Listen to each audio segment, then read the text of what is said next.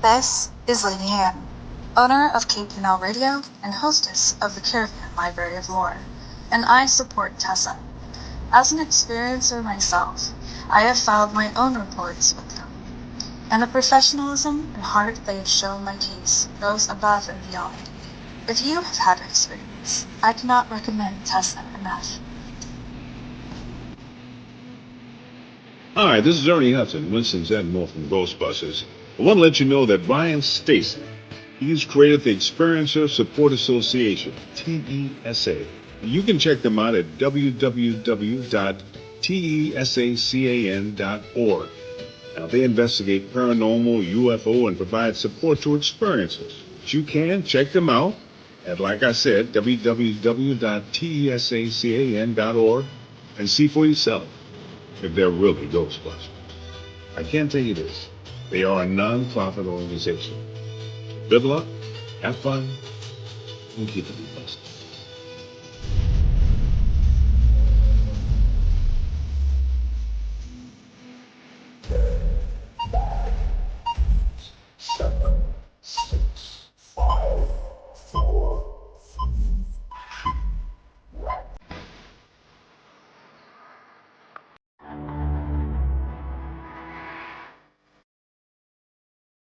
Good evening. You are listening to Beyond the Tinfoil Hat, a podcast by the Experiencer Support Association. Tessa is a UFO, paranormal, and paracryptid investigation association. We investigate everything belonging to the global phenomenon linked to highly strange and unexplained experiences. We also connect experiencers with other experiencers, creating a safe, positive environment to engage and discuss this phenomenon without judgment, criticism, or retribution.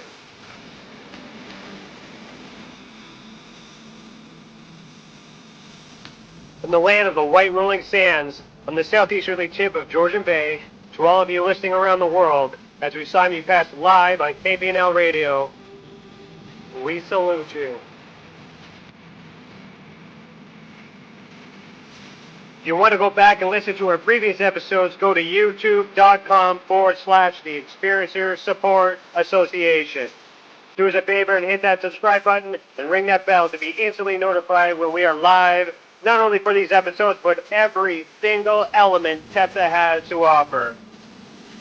On our website, tessacan.org, we have something for everyone. We have support for experiencers, data for independent researchers, and places to advertise for professional partners.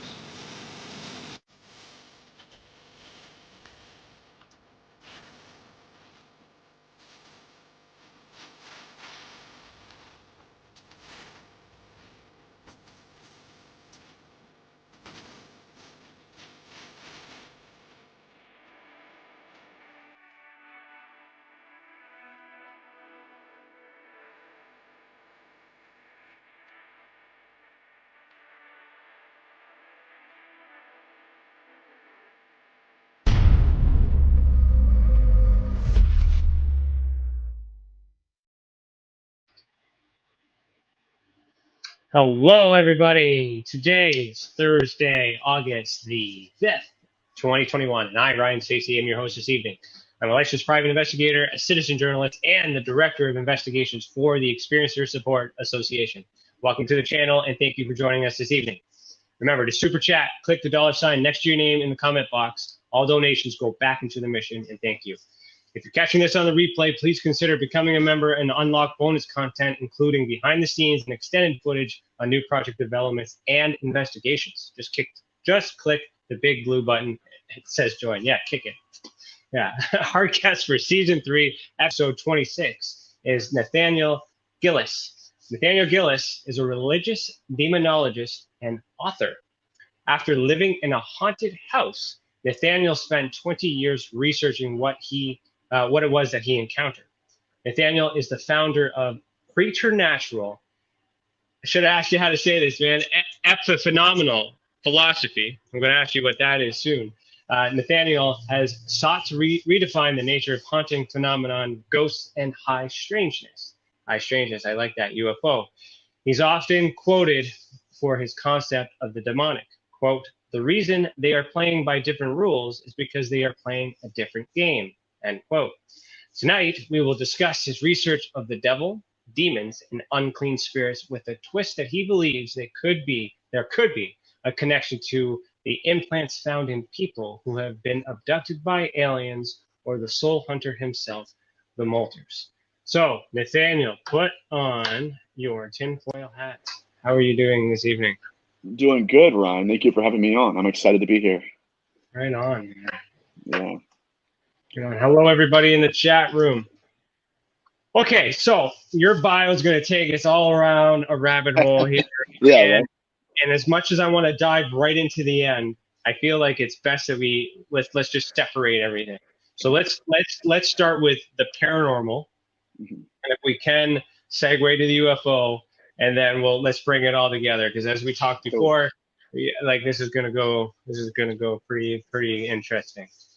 So, I guess it's up to you to tell me, but how did this all start? When was your first? I'm assuming you're an experiencer. Yes, I started out as an experiencer. My parents moved into a haunted house when I was 8 years old. It was even at the open house itself. Before we purchased the home, I was looking into what would become my room, and I encountered a full-bodied apparition of a 6-year-old girl. I for some reason I had felt that she had snuck in and she was like, belonging to the neighborhood, but no, it was a full-bodied spirit of a girl. And so once we moved into the house, that entity evolved. It mutated into something profoundly malevolent. And so it mutated from just an apparition of a little girl to shadow figures at nighttime. I could hear conversations going on above my head. I could hear them just enough to know they were saying something, but I never got a chance to understand what they were saying. But that was my confrontation with this study. The older I got, the more I realized that the blueprint of demonology I had inherited from my religious system fell apart in my hands. And so it forced me to reconsider some of what I thought I knew and what I was taught in Christianity. And so that's my introduction into the paranormal field. That is an interesting childhood. And I just remembered, and I apologized to him. I was supposed to do our icebreaker. I skipped the that was the icebreaker, wasn't it? It was the icebreaker. So we'll get into I want to talk more about the apparition, the shadow figures in a second. But before that, let's do this icebreaker. We're doing it a little bit backwards. I am sorry about that. Here we go.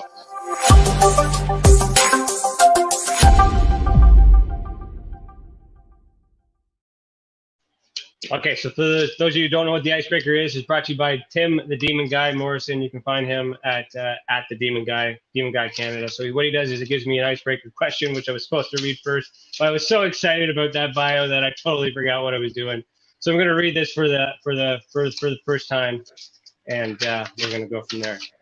So, if you were a '90s cartoon evil villain, where would your base be? And what would it have inside? And what would your henchman or henchwoman wear as uniforms? I think where my base would be, I would have my base at a Waffle House. A Waffle House, okay. They'll never suspect. They'll never know. They'll never know. No. We're all stars around here. Yeah. No. So what would they wear? What would they wear? I don't know. I think they'd look like nuns. That would be suspicious, though. Nuns in a Waffle House? No, you never know. I mean, it could work. Or just Waffle House aprons, just like they're working there, but secretly there's something going on. You know what I mean? All right, sounds good. But if you were a '90s cartoon evil villains, what kind of '90s cartoon villain are you thinking? The Joker, but like Jim Carrey Joker, right? Okay. So like the funny Joker, not somebody who was like deeply troubled, but the real funny one. I think wasn't Jim Carrey the Riddler? Yeah, or the Riddler. That's what it is. The Riddler. Yes, sir. Yeah, I would be that guy totally. Okay, confusing everybody. All right. Thank you, Timmy. Good question. All right, so let's get back into I'm tracking that haunted house, moved in, open house. All these things happen. Apparition, full body. You're seeing this at he was 6, you were 8. Right? Correct. That's what she looked like. So what was she wearing?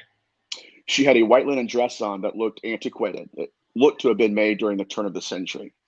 And once we first laid eyes on each other, we both kind of recoiled.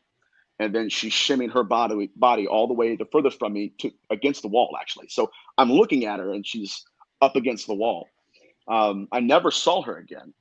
But once I moved into that house, that entity, it mutated. What I realized was that that entity was just looking for, I don't know, looking for attention, looking for, I don't know, permission to be there. But whatever it was, there was a heavy, heavy spirit of suicide that went with it. There was a heaviness that would enter my room at nighttime. And whenever it was in my presence, I would instantly go into nightmares. Like if I was asleep, I would go into a nightmare. Like I would literally be having a dream in color. And then when it would manifest in my room, the dream would switch to black and white. And it would consist of the same young man. I don't know if I can, because I did coast to coast, a lot of things I can't talk about, but hopefully I can say it here. A young man took a black 357 Magnum, put it in his mouth, and he pulled the trigger. And then it was like a reel. It would replay. And then I would wake up in a cold sweat, and there would be a stench of like rotting, decomposing organic matter in the room. And it was a very traumatic time of my life. And I think that's what really allowed me to like create an immunity to some of the cases that I've been in, to where I go in there realizing, I'm not afraid of it as much as I used to be. And it's only because of what I went through in that house. That's interesting. Have you ever done, like in the present or any time since then and now, any history on that location to confirm? I tried to. I tried to. I couldn't find anything. Now, the only thing that I can think of is that I don't know if somebody committed suicide there, or if I was feeling their consciousness in the room and it was trying to use its trauma to communicate with me. I don't know. I do know that since then, I have been able to pick up on the spirit of suicide in conversations with people, like just talking at a restaurant, and I could feel it heavily on them. And I've told them. I mean, there was a guy that was a woman. This is very interesting. And if I start to ramble, just tell me to shut up and we'll talk about whatever you want to talk about. But I was at a restaurant. We're making notes. We're good.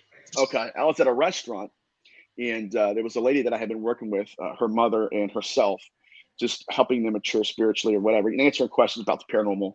And they were talking about a dream that her mother had about an ex-boyfriend she hadn't seen since school days, like high school. And her mom's like 60 years old. And she said, I don't understand why I had that dream, but he keeps coming up to me. And so instantly I pulled out a napkin, I pulled out a pen, I grabbed my throat, and I said, I'm choking. I said, this man's going to kill himself. He's going to hang himself. And I wrote it down on the piece of paper. I said, I handed it to her. I said, you've got to get a hold of him to stop what he's going to do. And so that night, she called all of her old high school friends to get his phone number. She finally got a hold of him, and he started crying. He said, I had been sick, very sick. I'm broke. I'm almost homeless. He said, I have a rope in my hand. I was going to hang myself tonight. And so what that allowed me to do was realize that what I went through at a young age was not for naught, right? I learned something. I was, something was imparted in me to where I can pick up those spirits easier than others. That's really the only way I can say it. So the investigator hat came on a little sooner than I thought it would. But did you do you remember anything prior to that house, or is that your earliest memory of being connected? Correct. That's my earliest. Now, the entity itself would follow me. I mean, I've been like, I would go stay the night at sleepovers, and the entity would walk up the stairs. Like, I'm 8 years old, man. I'm looking in. I would sit and sleep in my friend's room. I'm looking across the hall where he's in bed with his mom. They're asleep at nighttime. And I could hear this entity displacing its physicality, shifting his weight on the stairs. And I'm just sitting there crying because I'm like, oh my God, I can't, it's literally haunting me. Yeah. But so since then, the entity itself I've never really felt that particular entity again. I felt suicide before, but that was the most profound haunting and paranormal experience of my lifetime. I'm hoping that remains the most profound. I don't want any more else, Yeah, no. I understand that too. So then, do you believe that? I guess you were born that way. If that's your first experience, you don't remember anything prior to that. You went right into it. You didn't ease into that. No, 0 to 90 real quick. Yeah. So, were you born with it? Do you think you were born with this ability? I believe so. I mean, there have been times in my life, like Like it was hard for me to date. I dated a girl in South Carolina, and she was like, I'm going to hang out with a good friend of mine from school. And I remember being on a drive-thru at 15 years old, and I just felt something. It was very unique.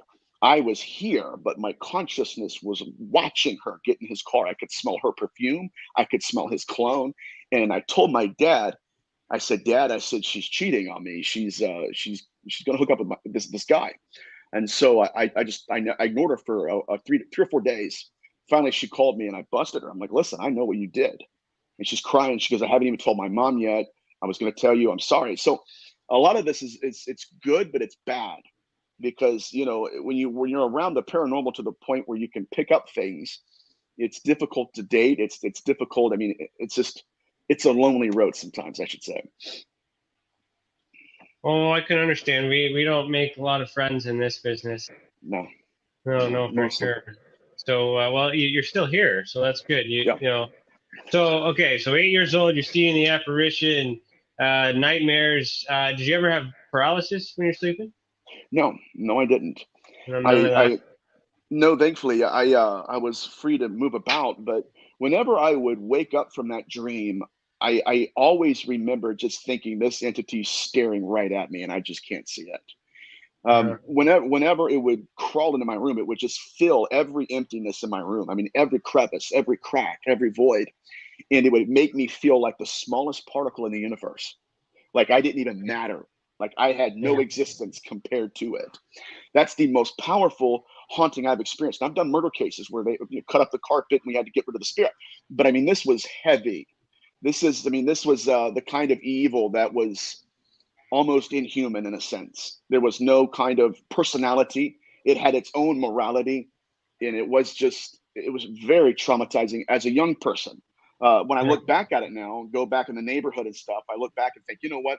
It wasn't as bad as I thought it was, but maybe that's just because I'm getting used to this phenomenon. I don't know.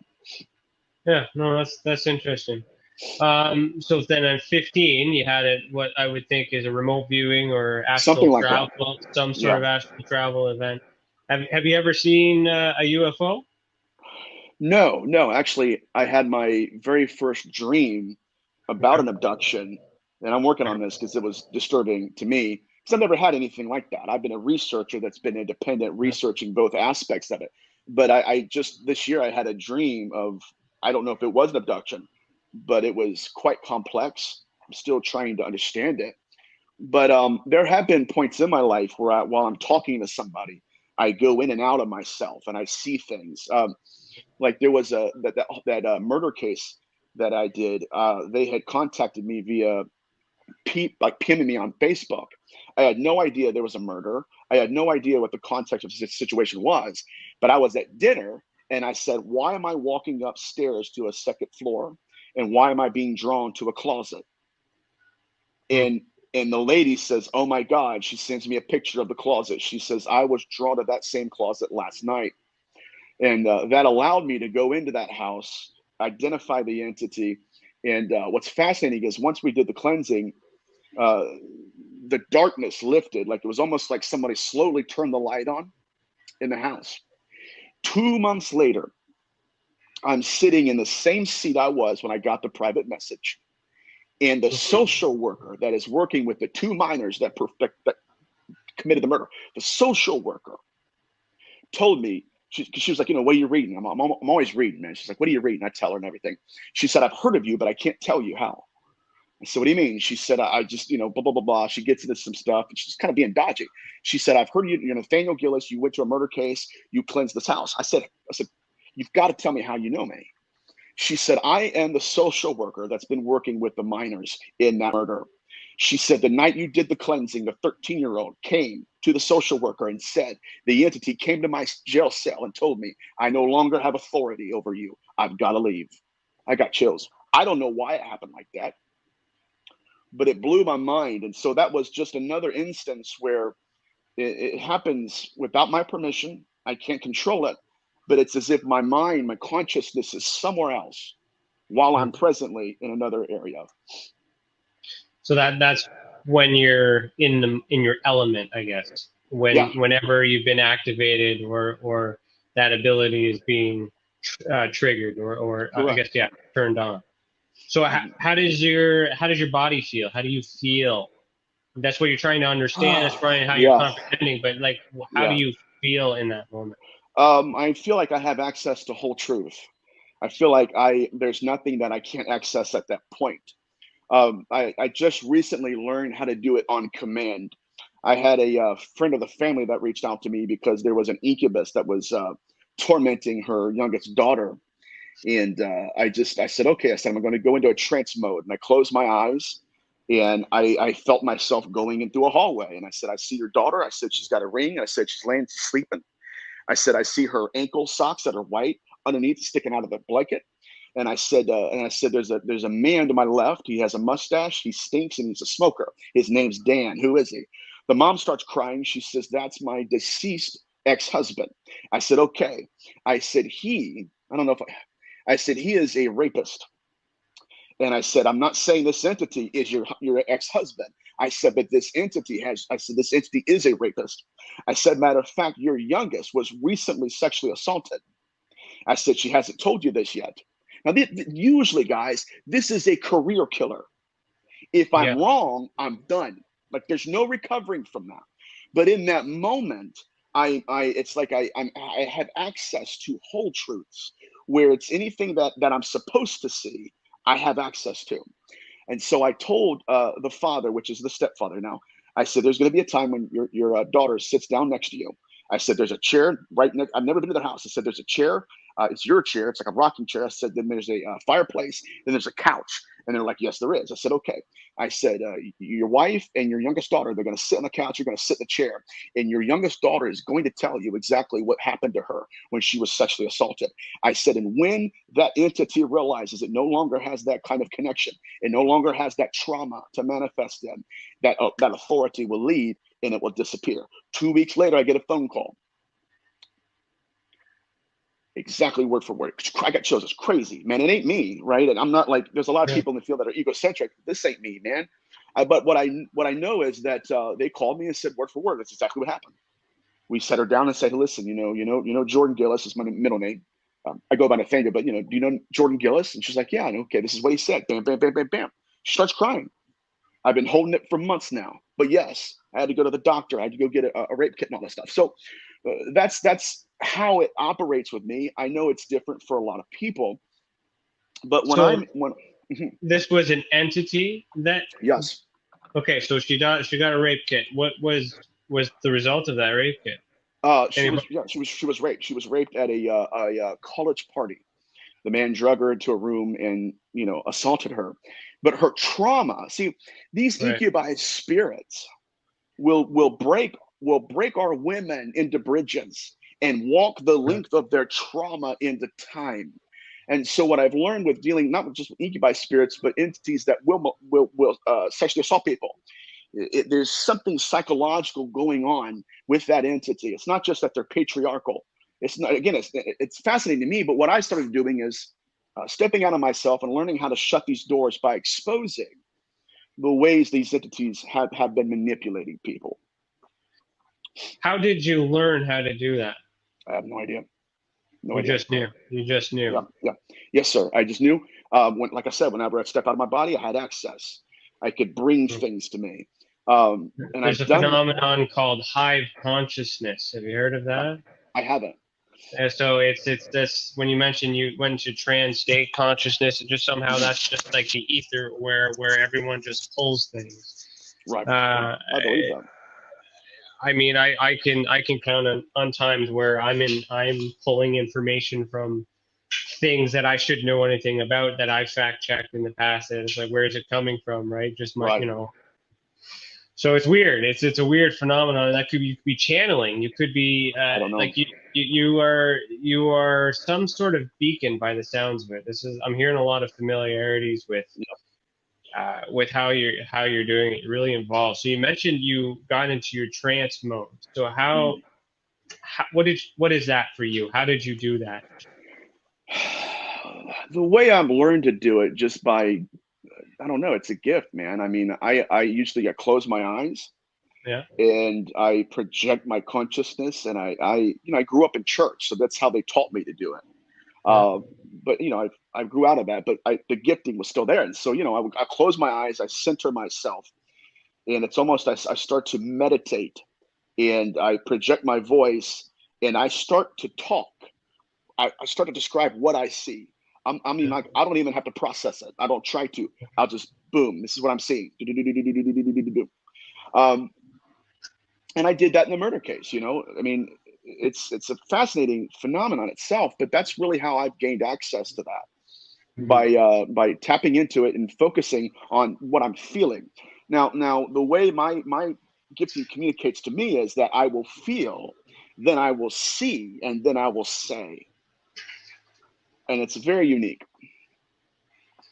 Yeah, no, I understand that. So you are, yes, you're channeling, you're connecting, you're using a consciousness psychogenic state. You're activating that. You're enabling yourself to connect, and then this is the result of you connecting with whatever's on the other side. Right.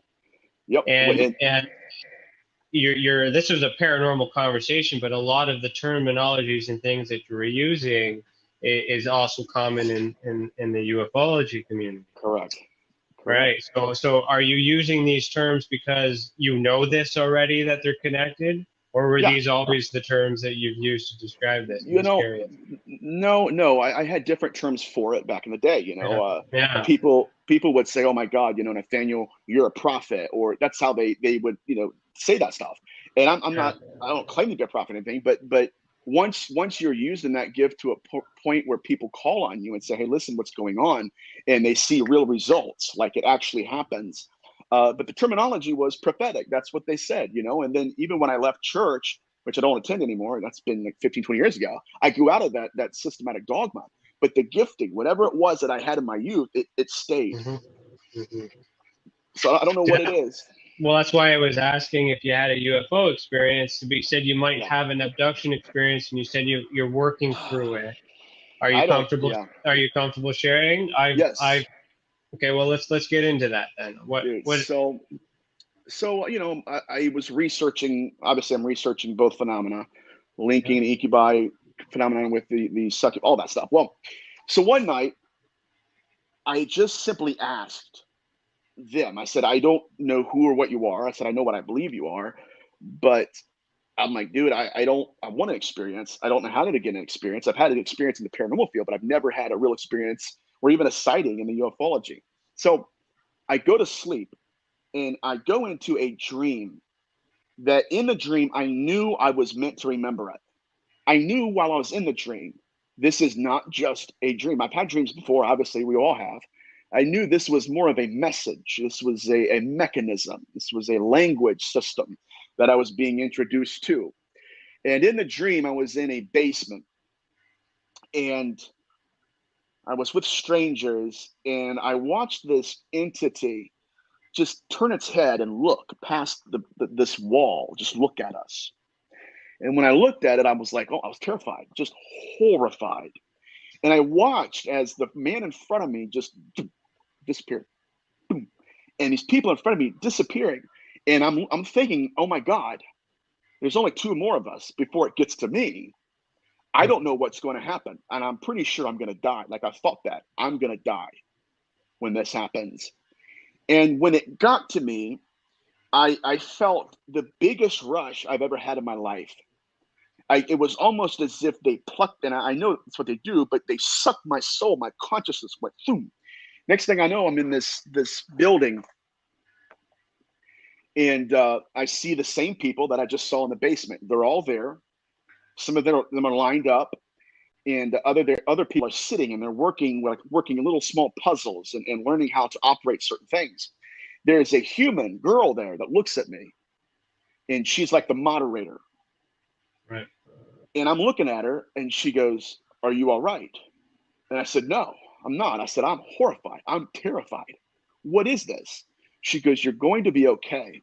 When I started getting aggravated with her, there was an elderly man that came over, looked at her, and said, "How is he doing?" Instead, I'm saying, I don't know if it was abduction, but it could have been terrifying. Well, what is abduction? See, these are the archetypes. When they say abduction, there's that assumption that it's extraterrestrial. But you were you were hijacked and or physically or mentally, however. Correct. You know, and this is what we do with the ultra spectrum, is where we're starting to accept the possibility that it can happen in your mind. Your physical body doesn't leave, but your mind goes. And if you're Oh, yeah. connected through the ether with your consciousness to tap in for your demonology work, why not travel elsewhere? Correct. Instead, you know, why not Correct. the opposite way? Go out instead of bringing in. So that is an abduction by if you were Definition. taken against your will. Were you taken against your Correct. will? Absolutely. Absolutely. That's And they were getting that's aggravated with me. Mm-hmm. The young lady was talking to the elderly man, and the elderly man made eye contact with me. And as he's talking to me, he told me, he said, "You need to focus." He said, "You need to calm down." He said, "I understand you're terrified." He said, "But we're here to teach you something." And he said, "We can't teach you anything unless you calm down and you focus." Then when he got done with that, he looked up as if there was an observational panel or something, like a surgery room. You know how they look down? There was somebody in the windows up there that I couldn't see that was watching me and my interaction with these two individuals. So then I talked to the older man. Walks away, very calm, like it was very systematic. It was very sterile. It was just methodical. It was very cold. Not like physically, but very cold in terms of just no emotion. Yeah, And then I'm talking to this young lady, and she asked me, she says, "How are you doing?" And I said, "Well, I'm terrified." And I said, obviously, I said, "You heard about the plague that we have." It came out of nowhere. I'm like, you're hearing about our plague. You know that we're in a plague right now, because I knew I wasn't on Earth. And she said, "Yes, I understand that." She said, "My mother died from something similar to what you're experiencing." Hand to God, dude. So then we're moving on, and I start to kind of get friendly with her. I'm saying, I don't, I'm starting to calm down now. Like, what's going on here? She looked right at me and said, "Do not be my friend. You are not my friend. Do not fraternize with me. Pay attention." Just like that. And then I was told to look at a wall. I sat down, stared at a wall, and they told me to focus, gather myself. And then when I was calm enough, they turned me around, put me on a seat that wasn't like a seat we have right now. It was like something out of IKEA. It was just round and on the ground. And they told me, they were teaching me how to work with different symbols and putting symbols together. And that was it. I don't want that to be an abduction.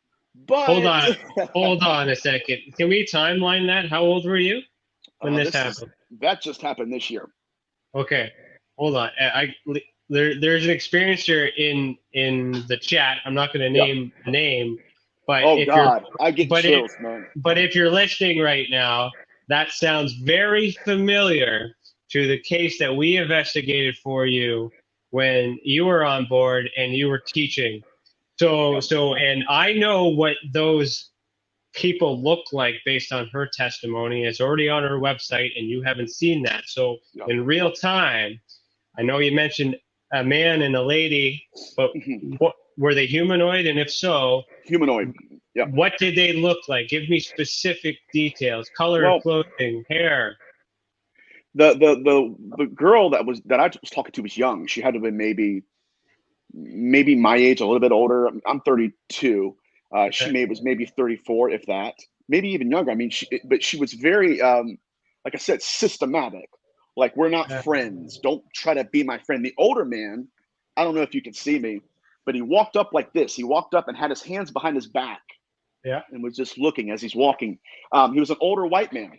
He didn't have any facial hair. He had gray hair, but he was like an operator. I mean, it was almost like, systematic and sweeping. Don't talk too much. Just operate. Do what you're supposed to do. But when we're interacting, he's still looking up into like the nosebleed seats, and that's what terrified me the most, because I'm like, dude, there's someone else here watching me. I never got to see them though. So, what about the female? What does she look like? She had brown hair.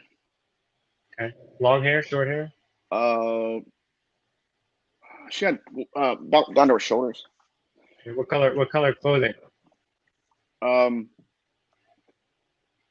It's okay if you don't remember. It's just I'm just trying to see if you've seen the same thing. That's all. Okay. It's I can't it's remember the all. clothing, but I do remember Yeah. that it was all one. Like it was literally like a leotard. It was very unique. It was very strange stuff. Uh-huh. But and that's what I couldn't figure out either, because I'm like you're clearly a humanoid. You're clearly a girl. Like why are you why are you dressed like this? But Right. I don't want that to be an abduction, but I'm pretty sure it was. Well, I'm not saying that it is. I'm just Yeah. I'm wondering if I have the picture of the case. So this is the case that I'm thinking of here. So let me show you. And this is available on our website, so tessacan.org. That's why it's here. It's always ready and available. But if I have pictures of these symbols in real time, I want to know if you've seen the same symbols, because this event that was described, it's all too familiar to this case, and I've worked with this girl for many years, trying to make sense of what it was. And here's the thing: is she mentioned that she was on with many people. Yeah. And so the curiosity in me is trying to see if you may have been one of them same people. Oh my God, that would blow my mind. And then, okay, so it's this case here, I believe. I'm just waiting for the symbols to pop up. Yeah, so does these symbols look familiar at all? Can you see that? Yeah, the one on the right. Or let's see if I can make this any bigger here. Let's see if I can make it bigger. Okay. This is why I like this. This is a live investigation, guys. Yeah, man, this is getting good. They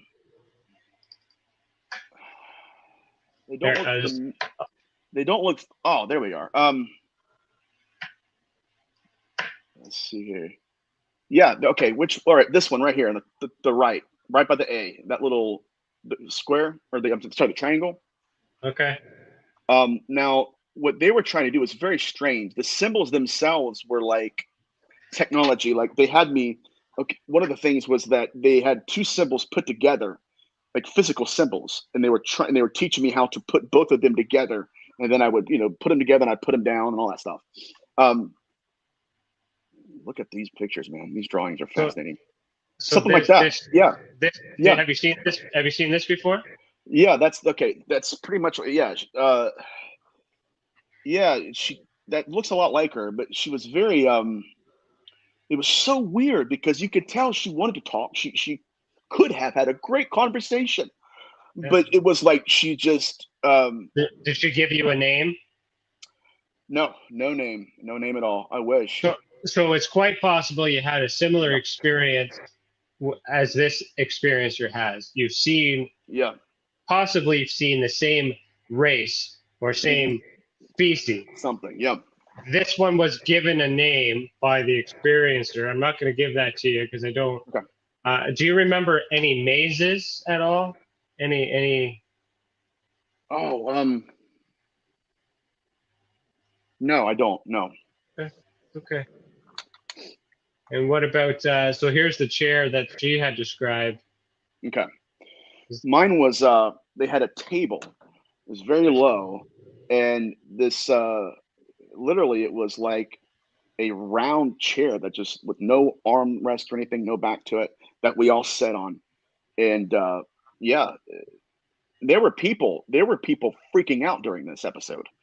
There were people having nervous breakdowns in front of me. That's what was wild. There was one guy that was he was screaming, like he was traumatized, terrified.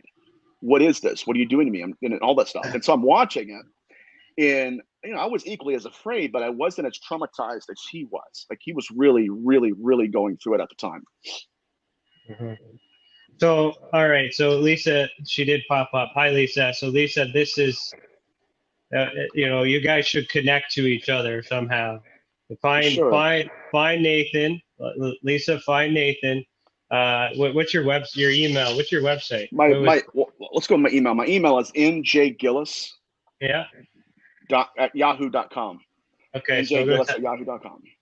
Okay, so you should connect and talk to him because I'm very similar. This is a very similar encounter. Yeah. So I can't diagnose because we don't know, right? Right. And as much as you like, I mean, you don't want to call it an abduction because I'm trying my best not to. the reality of it, but you were taken on board on some sort, and all these things are happening to you. And now we have corroborating evidence because I know I did all that investigation 3 years ago, 2 years ago, prior to us having that conversation. So there's a pattern here. Right. Yeah.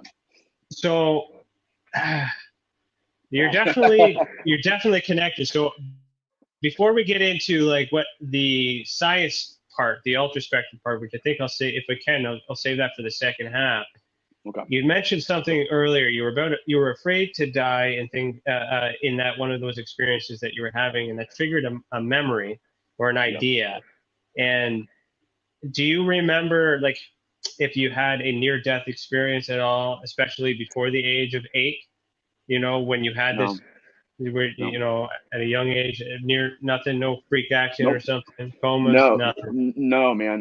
The only experience that I have, the earliest experience I had was when I was 8, and that was the full-bodied apparition. Yeah. Okay. Because I'm trying to understand how it's all connected, and through the experiencer, because you're experiencing multiple phenomenons throughout your life, but that through the propaganda and through media and stuff, they are investigated and separated. Correct. Differently, but you as the experiencer experience them all. So as you've lived through your life, do you think that they're all connected? Yes, absolutely. Okay. Yeah, and that was shortly after that experience. In terms of that dream I had, I started stepping into new insights in my research that I possibly received during that experience. I don't know, but I do believe these things are pulling souls out of bodies. I believe that's a big part of the abduction phenomenon, and that's pretty much what happened to me. It was like I'm sleeping. It's the same thing with Betty Luca, where they'll come out, they'll peel your consciousness out of your body, and they'll abduct the soul. That's what I received out of that experience, and that pushed me into a direction where it's really interesting. Okay, so let's get into. Okay, so I know I dropped something pretty heavy, dude. I didn't mean to. No. This is good. I'm also timelining. I'm listening. I'm paying attention, but I'm also I'm investigating, right? So after, I'm trying to understand. So after 15, what else happened? You're 32. So what happened between 15 and 32? Any other experiences? Different experiences with angels, or whatever we would call an angel. I had a good friend of mine who had sugar diabetes, and they had to amputate his leg. And this is nuts. So we go. My dad's a pastor, and so this happened about 12 years ago. So we go to the hospital, and I'm talking to him, and he's crying. He's like, man, he goes, my leg hurts so bad. He goes, I tried to get out of my bed today, and I forgot there's no leg there, and I fell and all this stuff. And I told him, I said, I said, there's an angel that's going to come to you. I didn't feel anything. It wasn't like, in the Pentecostal, they're like, okay, you felt God, you felt anointing, you felt something. I didn't feel anything. I just said it. I just, like I said, I had access to information. 2 weeks later, he calls my dad and I back into the hospital room, and he says, I had a dream. And he said, in this dream, I was walking on a beach. And he said it was a beautiful beach, white sand. There was crystal clear water. And he said there were rocks that were coming up out of the sand, and they were cutting my leg. He said, finally, I fell on the ground. I was crying. And he said, I didn't understand it. I couldn't walk, and it was painful. And he said, and this gets into apparitions. He said, I turned to see a figure all in white. He had a white robe. He rode a white horse. He galloped up to me. He got off the horse. He said, I could not see him from the shoulders up. I could only look my head up and see just a little bit up, his legs, his torso, that much. He said, but he picked me up and he told me, Derek, I'm going to take you to a better place. And then he said, he turned around and he began to walk me out into the crystal clear water.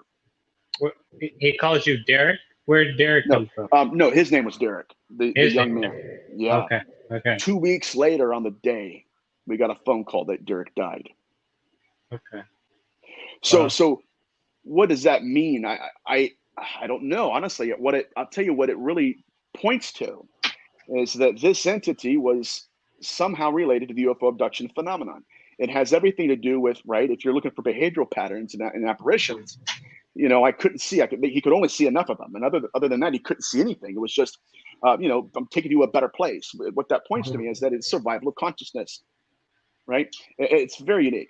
So let's break it down. You mentioned a bunch of key archetypes, and I think we can kind of walk this through and be a little bit of an educational session. So what is, in your definition, what is paranormal?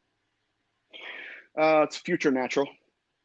It's not natural to us now because we're behind in time and we're still trying to figure this phenomenon out. But the paranormal, in the classical definition, obviously, is anything that doesn't fit into our reality. It might fit into our reality. We're just not aware of it. So it's according to our perception. What is a UFO? I think we're dealing with souls. I think we're dealing with deceased ancestors that have evolved according to their ways and their consciousness.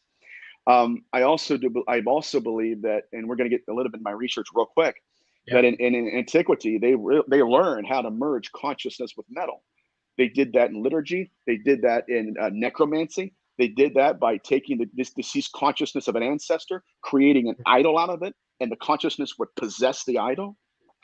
And I also, even with your teraphim, teraphim was a ritual of necromancy where an individual would go out and find a deceased person who was recently buried, take a piece of metal, hollow implant, carve the name of an unclean spirit. In the Hebrew, it's tumaruah. It's a ghost, it's consciousness. Carve the name of that individual on it and then implant it into the mouth of the cadaver. The consciousness of that ghost would then use that metal to inhabit that body.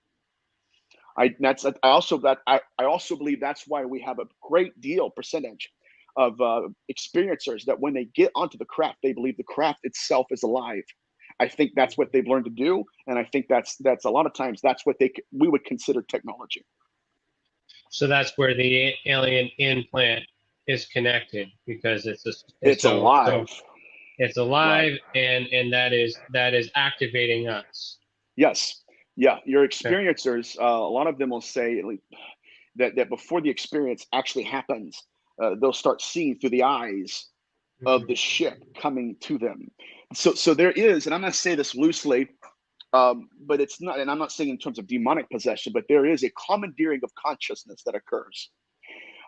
In the book Beyond UFOs, there was a 10-year-old, like I said, the same thing happened to him, where he's getting ready for bed and he starts to feel the atmosphere change. Instantaneously, he's seeing through their eyes as they approach his house from the west. Now, if he's seeing through their eyes, who's seeing through his? What they did, in my mind, according to my research, is trigger that implant, boom, and created a unified stream of consciousness. And I think they've been doing that. And that tells us something that's very alarming. If they've had that technology, it first originated with the belief that we have an afterlife, that the soul exists outside of the body. And I'll stop there, but it's fascinating stuff. Well, this is the thing, right? With all this, it all has to be connected. It all has to make sense, and trying to make sense of all of it. It's one thing because that's the thing. If we either have to debunk all of it, or it all. So it either none of it exists or all of it exists. So if all of it exists, if the souls are able to be transferred, correct. Not only are we having ourselves abducted, what you're talking about here, what you're suggesting, is also a hijack. We are being a hijack, absolutely. So does that lead into demonic possession? Okay, so let's look at what possession was according to history. Okay. When what happened with me, and I'll say this, what happened to me with religion in terms of demonology was that I realized that what we're dealing with doesn't fit in their blueprint. And so that's when I had to expand my understanding of demonology. And so in biblical antiquity and Mesopotamia, we did not have horns and hooves. What we have is a systematic belief that demonized consciousness. In Numbers 19 and 11, which is the exorcistic rite that the Catholics employ, it was never meant to castigate a fallen angel. It was designed, it was called the open vessel law. This is very interesting. It was designed in the event that someone goes into a house or a store or a restaurant and comes in contact with a corpse. And so they have what's called corpse pollution. And so if you're polluted by a corpse, you would have to go to the priest and they would give you holy water. It's baptism. And so what happened in Catholicism is they based the legitimacy, this is a very key point, they based the legitimacy of their rite on the rate of success. It works. And not on the reason for it. The reason it works is because we're dealing with dead people who have commandeered the consciousness of people, right? Strangers, and step in and step out. So when I say that's possession, I don't want to imply that we're talking about fallen angels. I want to say that we're dealing with dead people in terms of disincarnate consciousness. There we go. I got it out. No, that's good. This is great. This is great. So, okay. It's a key point because we're going to dive into some really good stuff here. Okay, so are aliens angels? We got to define angels. Okay, let's define angels. Okay, so prior to the Hebrew religion incorporating the word malachim into their religion, malachim meant deceased ancestor. That's why the generic term angel is just a messenger. Why? Because these apparitions of deceased ancestors would come to people and give them messages, give them omens, give them words of advice and guidance. Now, and then the Hebrews in their theology, they incorporated it into their theology and their folklore and said these are deity, they're divine. Now, what's fascinating about this is also referred to in the New Testament. When Peter's family thought that Peter had died, Apostle Peter, they thought he had died. And next thing they know, Peter, who's still alive, knocks on the door. They make a profound analogy, that reference here. They say it must be Peter's angel. No, right? What they're thinking of is that's his ghost. That's an apparition of him. And so when we're dealing with these terms, they're heavily loaded questions because we're dealing with a lot of these, dogmatic theologies. But are they angels? I would believe they are in terms of ancestors who died. Are they demons? Well, I would say they're disincarnate consciousness that was demonized in history, right? So I have to be very, very articulate with what I'm talking about. Hey, Angela. Yeah, sorry. She's a member. A member popped up, so I just want to make sure she showed up. So I didn't want to interrupt you. Hi, Angela. Thank you for joining us. Jesus, I love it. Okay, so I'm no longer, we're no longer a host. We're having a conversation now. Yeah. So, okay, so I'm tracking that. So it's possible, like, okay, what is an alien then? Define an alien for me then. Okay, there's nothing more alien to the human race than the afterlife. That is what I believe they are. They, again, I don't believe in the ET hypothesis. I believe that the realm that they're pulling our souls into, not our bodies, but our souls, is the realm of the afterlife. That's why these entities, when they manifest, they'll manifest according to our belief systems, but their true appearance, I believe, they're apparitional, they're translucent. They're just, these entities that have the ability to materialize, they can come in and out of existence at will. These are the same beings that I encountered in hauntology. When you go into a house and you see a wispy form that can solidify and then fade away. Now in history, demonologists believe that these entities would manifest by coagulating moisture in the air.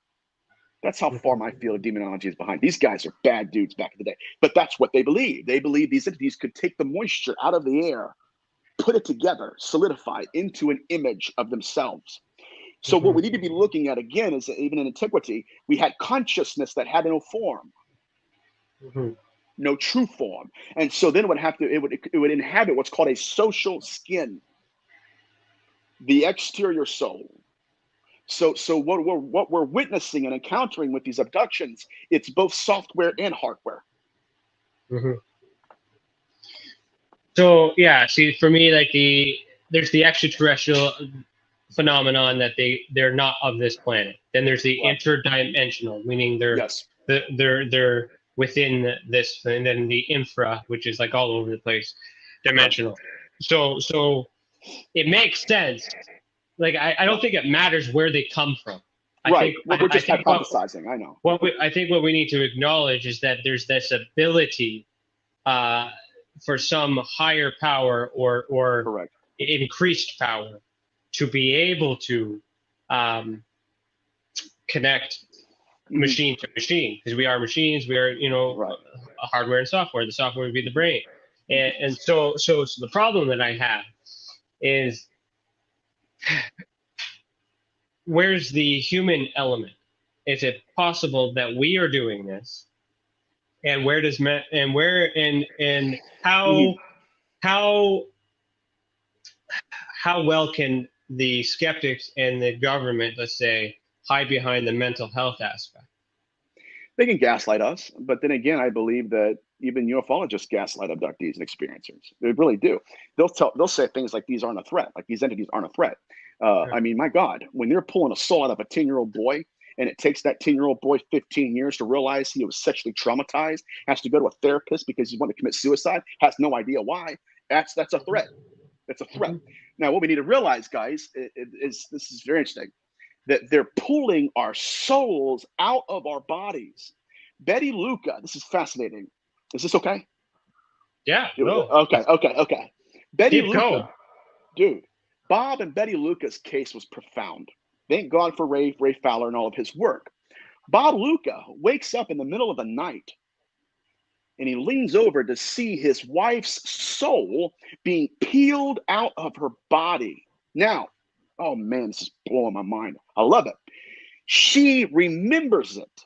Her body, her brain, her eyes, her ears are in bed next to Bob. She's somewhere else.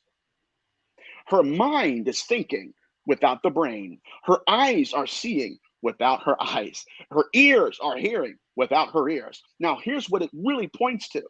They know not only do they have technology to pull the soul out of the body, but they have the ability to keep the body alive as a corpse almost, where the soul's out and the body itself is still being inhabited by something. It's alive. This is a behavioral pattern that we see in the EQ phenomenon. This is where we get to be investigating all this stuff. It's a behavioral pattern that they've been doing for millennia.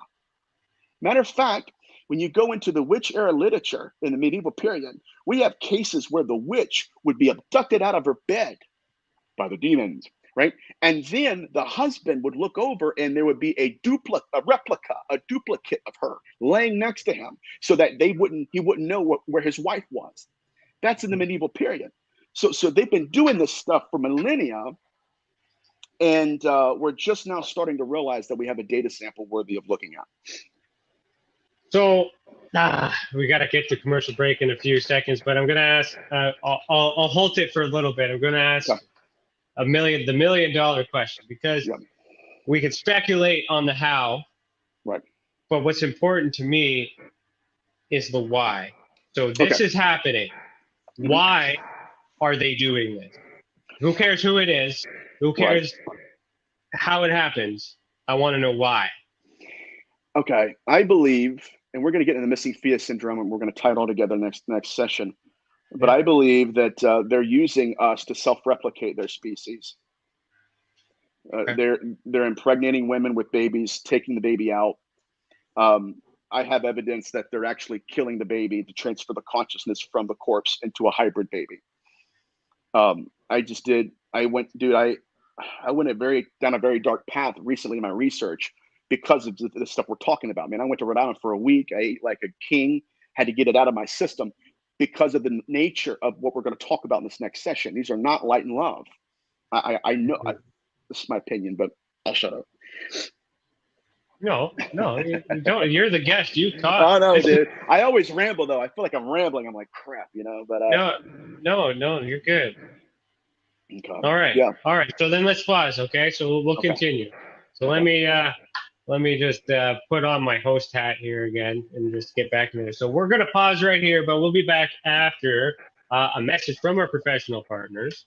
Remember that. Also, if you're listening to this live on KPNL Radio or a future podcast, head over to youtube.com/The Experiencer Support Association so you can actually see the video that is going with this audio. And all those pictures we shared earlier that we were talking about, you get to see those. Remember, we are listening to Beyond the Tinfoil Hat, a podcast by the Experiencer Support Association, and we will be right back. Ryan is one of Canada's leading new UFO investigators. He conducts and oversees UFO investigations on a constant basis and was really taken by his research. He's compiled a tremendous amount of data regarding UFOs in Canada. Just as interesting, he really goes over how UFO investigations are done and what are some of the mistakes that people make when they submit evidence. Note for starters, don't edit your videos or photos before you send them. If you want to hear more follow-up conversation between Ryan and myself, you can go to richardolanmembers.com, where we have a candid conversation on ufology, the paranormal, and more. And remember, while we learn and grow and search for the truth, let's be good to each other.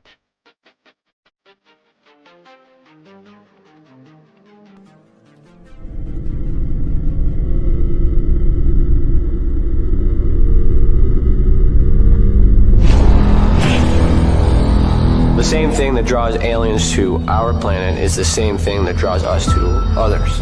Exploration, curiosity, sustainability of life. That's why we go. It would make sense as to why they're visiting here. Travis! Quit playing around, man. Get back here. Travis! The last thing I remember was this numbing shock. Stunning sort of a feeling. Very powerful. Get away from me! I was just out of my mind with fear, just screaming the whole time. It's been theorized that aliens prefer remote areas because they don't want to attract attention. Whatever it is that they're doing, they would want to do that in a less populated area. There are multiple accounts of the same thing from people from all over the world. People that do not know each other, do not live in the same cultures, and they're all looking up, they're all seeing things in the sky. So it would be naive of us to think that we're alone in the universe.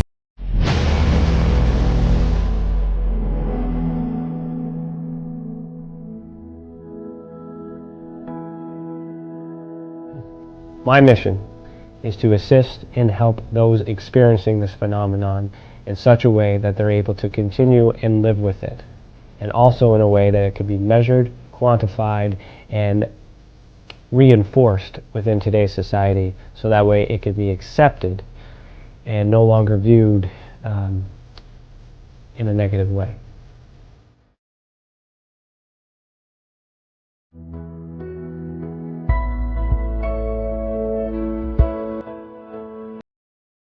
One thing that I do value in people is the ability to sense and feel when something is right and when something is wrong. That is a natural ability that we all share. Now when we combine that with the paranormal and with logical abductions or visits, I have this sensation that these abilities are connected. Not everyone can sense, not everyone can feel. However, those who can are typically connected with something that we cannot explain.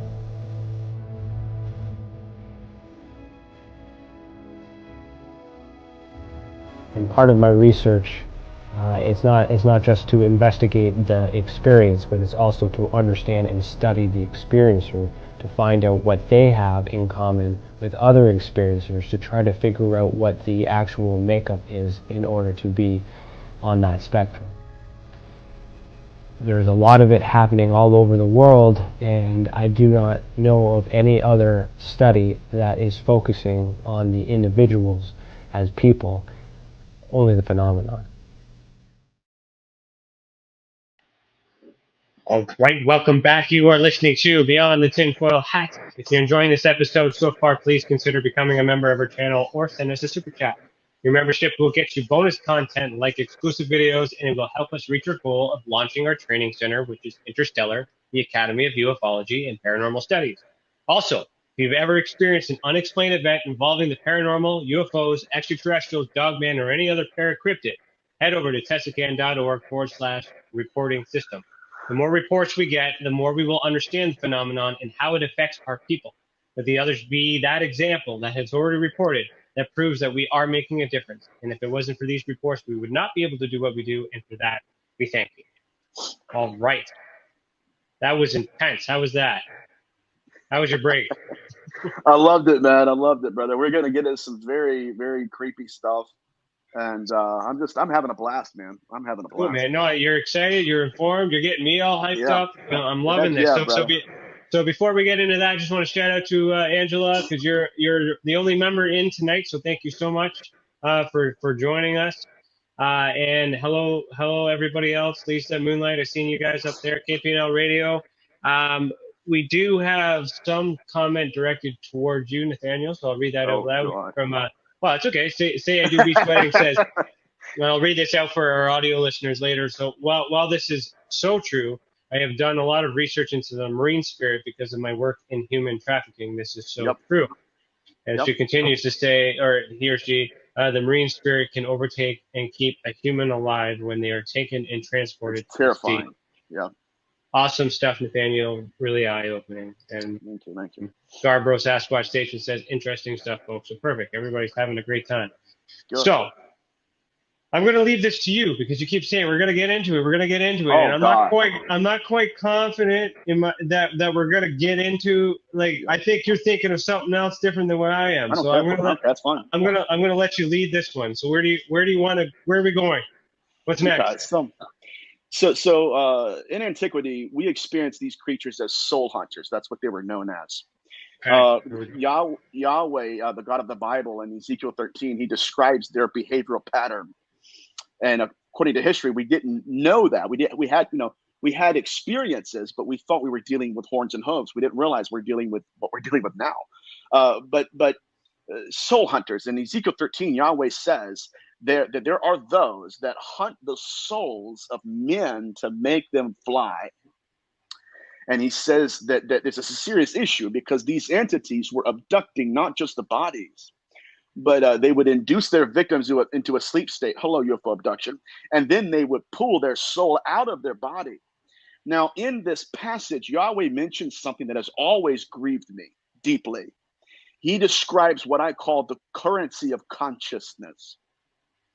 He implies that these entities are necromancers. He simply says that those who should die live, and those who should live die. He's implying that this species is apocalyptic in the sense that the only way it can self-replicate is by killing people. Just gonna throw that out there. Won't hang out in that area. But dealing with this ability to pull consciousness out of the body, we need to realize that there are a lot of scoop marks and a lot of skin conditions that occur with experiencers that happen to the soul first and manifest on the skin second.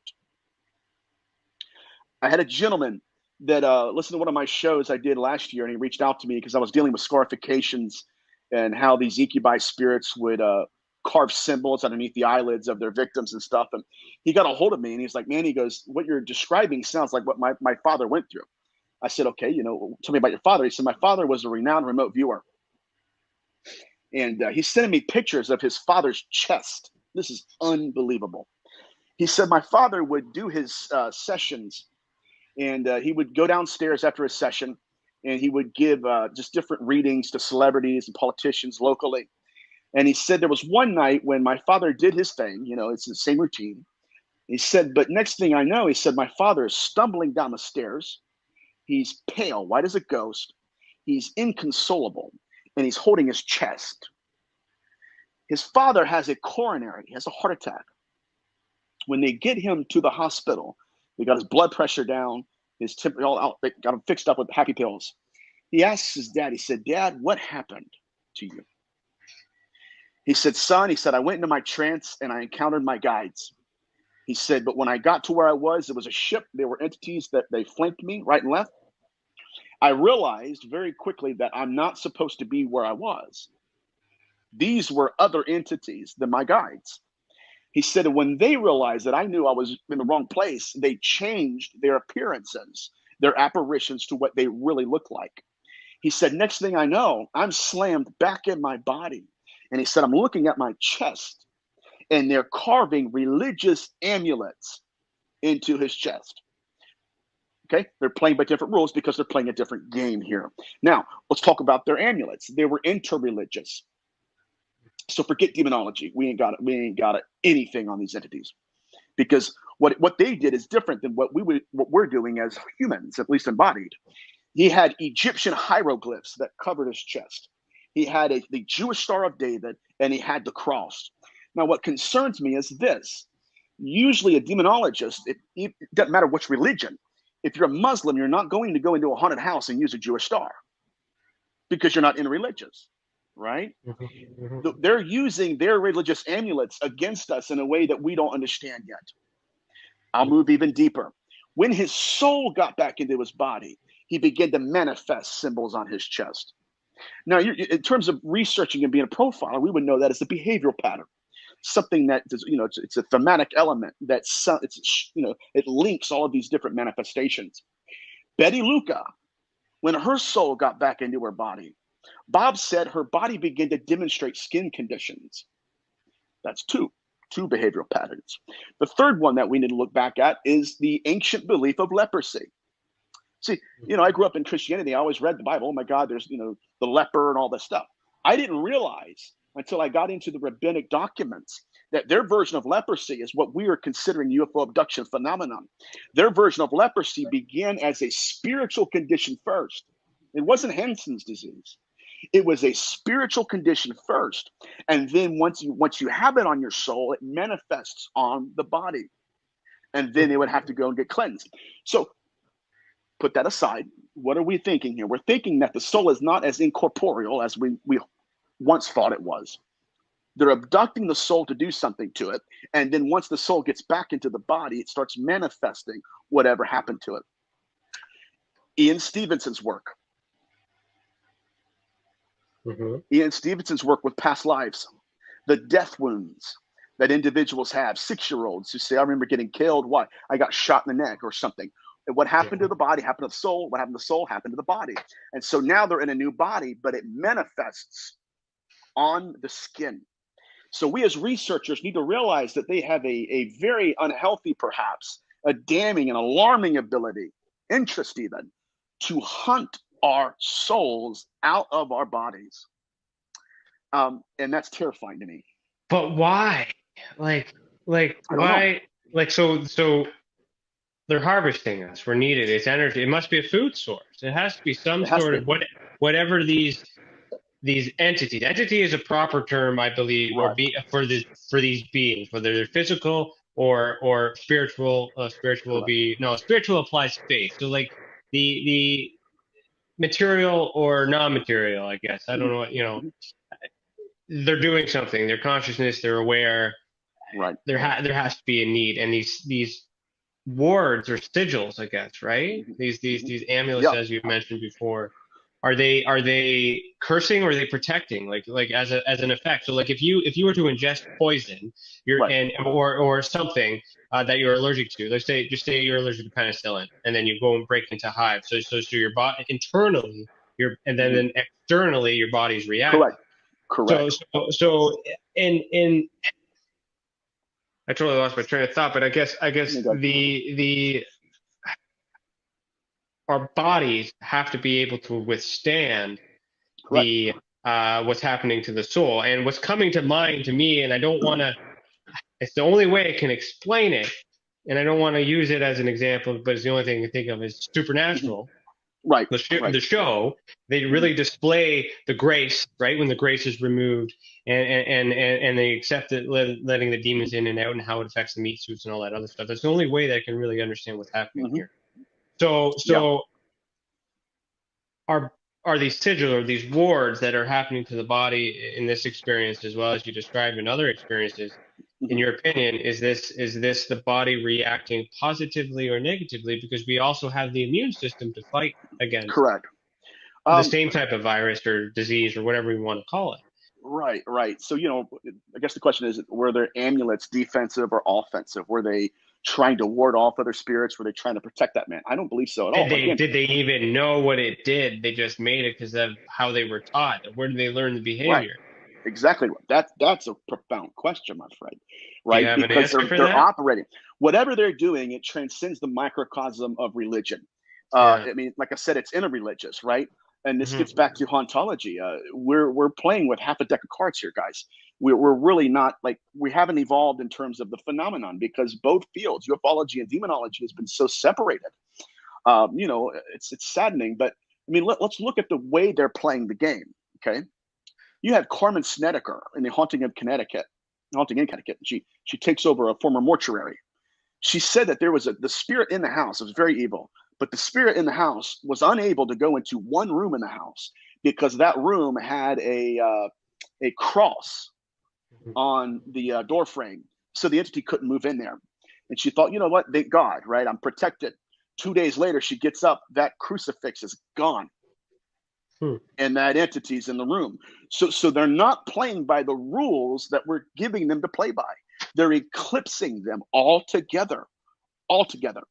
Now, what we have to realize, guys, is that these symbols that they're putting on us, they're carving into us. I don't really think it's for us. Like Father S03E26 of Amino, the Franciscan priest, when he was working with incubi victims, we need to consider birthmarks. That's exactly right. Oh God, this is getting good. I'm getting pumped, brother. But Father S03E26 of Amino, he was going into cases within an hour of these incubi spirits being present. He was collecting semen samples left by these entities. Okay. He had one victim that had died. He had been working with this woman for years. She didn't die from an attack or anything. She died of old age. But during her autopsy, he was working with physicians. During her autopsy, they peeled back her eyelids, and the entity that had been terrorizing her had carved his symbols underneath her eyelids. Knowing what we know now about how the soul affects the body, is it possible, right, that they were abducting her soul and it was meant? So if that is the case, I don't believe they're marking us. Yeah, but are they? So here's the thing: are they keeping? Is it an internal effect and it's trying to get out, and that's the reaction, or are we putting it on us so we can keep it in? I think that they're doing that to the soul, and then it's manifesting outside of it. It's manifesting on us as a secondary consequence to what they wrote on us. I think that the data points to that, but again, we're speculating at this point. But these entities were carving their symbols into their victims, and I'm telling you, it's not because we know what the symbols are. No, anybody that works with the nature of symbols, you're looking at the iceberg effect. It's the simplification of a language. It's definitely not our language, right? It's not our symbol. I'm really resonating with this because they're like you said, they're playing by different rules because we're playing a different game. Like your quote, like I know that's your quote, man, but I just might say that forever now because take it. That makes so much sense. I want to show you something. But I want to kind of preface to it because we're really into it, and with the sigils and the wards and all that other stuff, while we're speculating the use for it. But you mentioned the Star of David earlier as well. Yeah. So what is your opinion on David's father, Solomon, King Solomon? Well, because he has sigils and wards and rings. He had sigils, right? So let's get into the context of that. Okay, so Solomon, if you're going into the Kabbalistic texts, which is the more spiritual aspect of Judaism, the mystical aspect, you have these entities that would give mankind certain symbols to operate in. And that's how we would do exorcisms in biblical antiquity in Mesopotamia. We would go carve things into walls. We have a symbol that we hold in the eye of the demoniac. But again, those are their rules that we inherited. Those are their beliefs that we inherited. Like even the ritual of exorcism with cleansing someone of corpse pollution, even our burial rites. We need to think heavily about this. even our burial rights, we got from these entities. It's profound. That's why we have experiences that are being abducted and seeing entities that are in sarcophagi, almost self-mummified. So all of this surrounds the afterlife, and all of it surrounds disembodied consciousness that survives death, and it's interacting with humanity. Now, I want to go in a direction that's very disturbing, and I know it's troubling to me at least.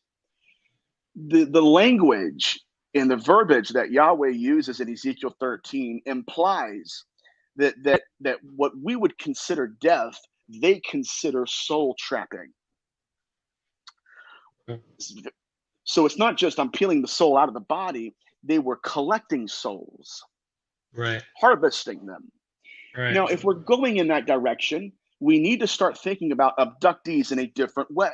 Perhaps, and this is going to be a mind blower, I'm just going to throw this out there. This is the next step in my research. Perhaps there are people that we think are dead that are not. Where did they go then? Where are they? Where are they? Where are they hanging out? With them. This is why. Okay, watch this. That's why Whitley. I'm just throwing out there, but Whitley Strieber in his abduction, he goes out. I think it was in woods, and he sees these entities, and amongst them is a friend that had died. One of his buddies that he knew is dead. He's with them. We cannot highlight that enough. Like the interaction with the deceased during these abductions is profound. I think it's worthy of looking at. It is interesting. In your opinion, it's kind of it might be a sidebar, but it's slightly related. But just bear with me. Yeah.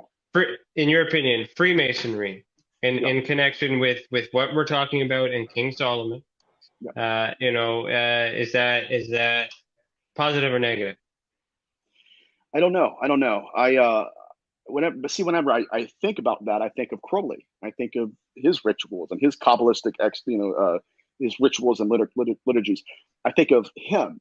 The Golden Dawn and Rosicrucians. That's his considered, yeah. And he had to do a heck of a lot to get Lamb to manifest.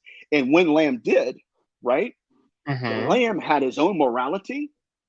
He had his own. It was like, and he looked like an alien gray. You know that. But that's exactly what I'm getting to. So, was that it's appeared with Crowley, he was appeared to be negative because there was this negative creature of scariness about it.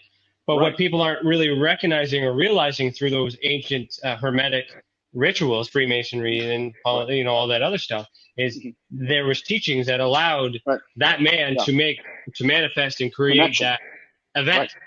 Correct. So regardless, so where did the study and the research go from that? So how does that tie in with what you're saying? Okay, so again, he got most of his liturgical rites from Eliphas Levi. Eliphas Levi was obviously a Jewish dude. Levi, but he was a Kabbalistic mystic, warlock. Not a warlock in the sense of evil, but I mean he had ancient Kabbalistic rituals, and both Crowley and Eliphas Levi had an enchantment with conjuring angels. Now watch this. We gotta release ourselves from the dogma and the language. Remember what I told you that what they believed angels were, right, in antiquity? That's what he was trying to get in contact with. He's still thinking, I have the ability to manifest and conjure and control angels. Now, when he did manifest these entities, there was something wholly other, WHOLLY, something completely alien to him. And I do believe that's who these entities are. And I'll shut up about that. But yeah, it's a very fascinating and interloping element here. But I don't know who's telling you to stop talking. It's not me, man. Just keep going. All right. That's not me. That's it. Yeah, we're not censored here. Everything goes. But it's all good. But he had to perform certain rituals, and they didn't manifest just to anybody. Like he told Jack Parsons, dude, don't mess with these guys. They'll kill you. They don't know you. They know me. Why? Because he was an experienced magician. He knew these entities. He had worked his way up into the hierarchy to where these entities were willing and able to manifest to him. But what we have to realize, guys, is they've manifested to us in the image of gods, mystics, preachers, Yeah. Dr. Carla Turner had an abductee. Oh God, who I may have told the story to you. I do so many shows. Sometimes I forget what I've already told you, but she had an abductee. She had an abductee who, her and her husband were having issues, and they were not being intimate. She gets abducted. In the abduction, Jesus Christ appears to her. I was just going to bring that guy up. That's kind of ironic. Keep going. He holds his hands out to her and says, "All seed belongs to me. All seed belongs to me." She doesn't think anything of it. She gets out of the abduction. A month later, she's pregnant. She tells her husband, "We have a problem." She said, "Because I'm expecting a child." She says, but, and this is her wording, this is very important. She said, "This child will not be a viable child. It will not be a viable fetus. It's going to die." Okay. Because they needed the soul. Thank you. We're about to go there. It's very troubling. I'm telling you, there's a reason I went to Rhode Island, dude. I lost it because when I realized I saw it, I'm going, "Oh my God, oh my God, oh my God, oh my God." She tells her, yeah, keep going, keep going. She tells her husband, "This child is not going to live." How did she know that? Right? Second point to this is that she had a miscarriage. Miscarried the baby they put in her, not the husband. They put in her. And during this session, it was a hypnosis session she was having with Dr. Carla Turner. She's bawling at this point, shaking the chair. "Dr. Carla Turner, I don't understand what I'm going to tell you. I don't get it, but I have to get rid of it. It's too heavy. Here's what happened." She says the baby dies. She goes, "I'm abducted a second time, and this hybrid baby is placed in my hands." Self-replication. "This hybrid baby is in my hands." She said, "Dr. Carla Turner, the consciousness of the child I lost in my womb was lodged in that hybrid baby." She said, "And they wanted me to hold it." So, do I believe that the missing fetus syndrome is purely physical? No. I think they're hatching consciousness out of babies.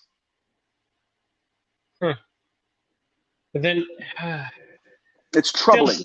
It is troubling, and a lot of this stuff cannot be proved with physical evidence other than the testimonies, the countless testimonies and experience reports. That's why these reports are very important, people.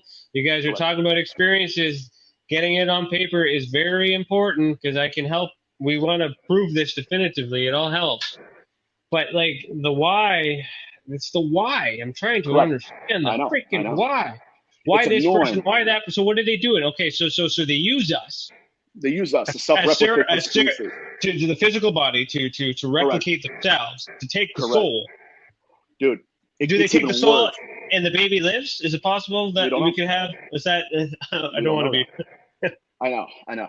I was just gonna say something very bad, but that was all. I was just gonna say the reason why some people have no souls. You know? Oh yeah. You know, is that the reason? Is that where it's coming from? You know. Dude, let me say this, right? I did Coast to Coast the other day, and it was so funny because sometimes when I get into the literature of the debook phenomenon, it's quite terrifying. People think that the Dybbuk or the debook is just, some guy that went to an antique store and found a wine box and all that stuff. That's not at all what the debook or Dybbuk is. It's not.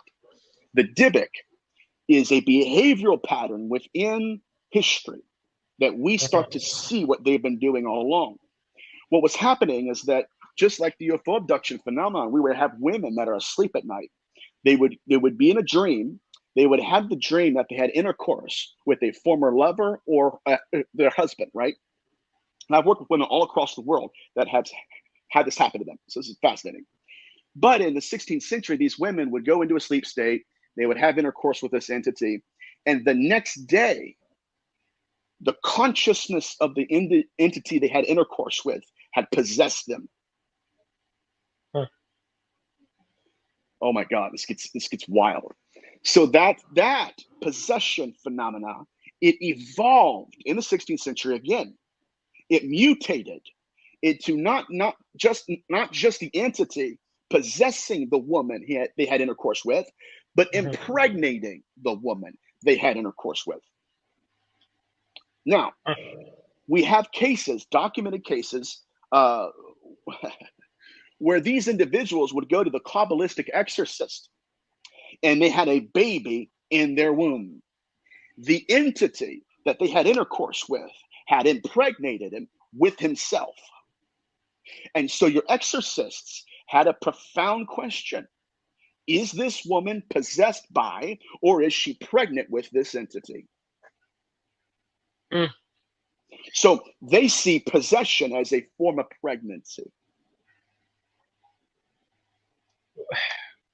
Like another cultural show comes to mind. I don't like quoting movies and stuff, but but perhaps it's conditioning.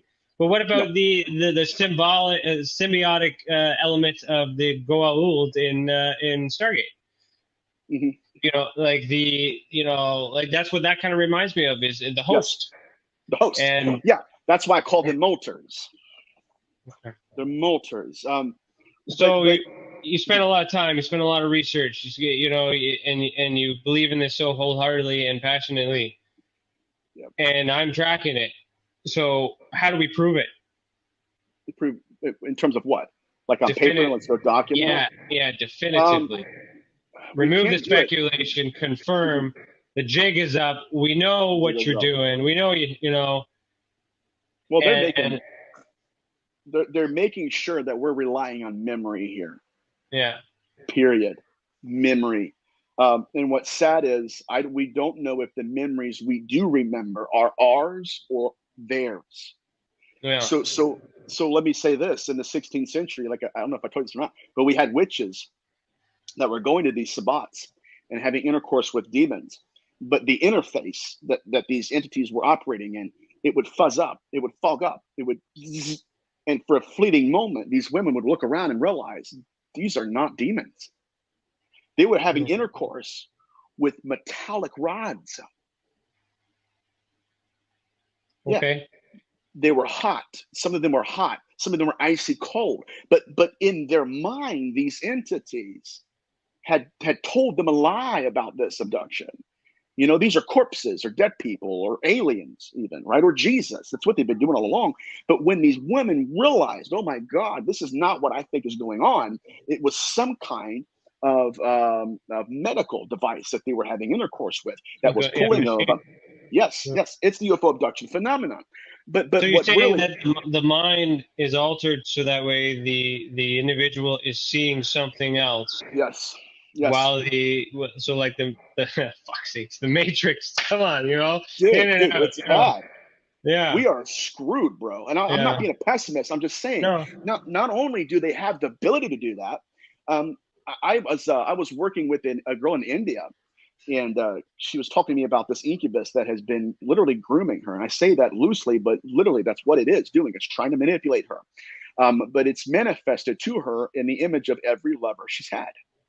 Now, here's why they do that, because they're increasing their chances of mating. They know you've been intimate with this individual. I couldn't talk about this on Coast to Coast, but I will with you guys.